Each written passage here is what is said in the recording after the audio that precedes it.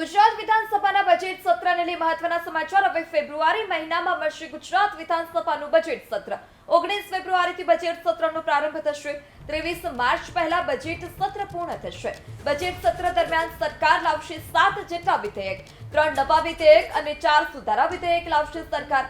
Cabinet બેઠકમાં budget સત્રને લઈ નિર્ણય લેવાયો છે। તો ફેબ્રુઆરી મહિનામાં હવે ગુજરાત વિધાનસભાનું બજેટ સત્ર મળશે। 19 ફેબ્રુઆરીથી બજેટ સત્રનો પ્રારંભ થશે, જે 23 માર્ચ પહેલા પૂર્ણ થશે। બજેટ સત્ર દરમિયાન સરકાર 7 જેટલા વિધેયક લાવશે।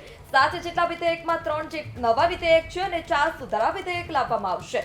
કેબિનેટ બેઠકમાં આ બજેટ સત્રને લઈ નિર્ણય લેવામાં આવ્યો છે।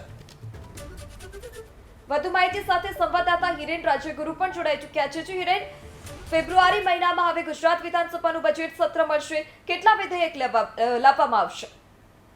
આજે કેબિનેટની બેઠક મળી હતી, તેની અંદર જે છેલ્લા બે સમયથી એટલે કે બે કેબિનેટથી વિધાનસભાના સત્રની તારીખ અંગે ચર્ચા થતી હતી, એ તારીખ આજે નક્કી કરી લેવામાં આવી છે। 19 તારીખે વિધાનસભાના આગામી બજેટ સત્રનો પહેલો દિવસ હશે, શરૂઆત થશે અને એના બીજા દિવસે નાણામંત્રી કનુભાઈ દેસાઈ એ બજેટ રજૂ કરશે, ગુજરાતનું બજેટ રજૂ કરશે।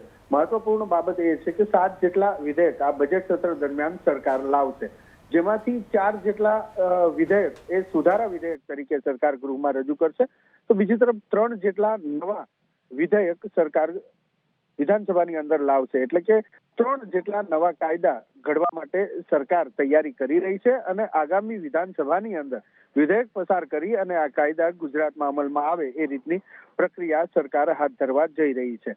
મહત્વપૂર્ણ બાબત કે પહેલા જે અલગ અલગ તારીખો આવી હતી, એના ઉપરથી હવે સ્પષ્ટતા થઈ ગઈ છે કે 19મી ફેબ્રુઆરીએ વિધાનસભાના બજેટ સત્રનો પહેલો દિવસ હશે, એટલે કે 19 તારીખથી આ સત્ર શરૂ થવા જઈ રહ્યું છે અને 23મી માર્ચ પહેલા બજેટ સત્ર પૂર્ણ થઈ જશે। જી હિરેન, સમગ્ર માહિતી બદલ આભાર।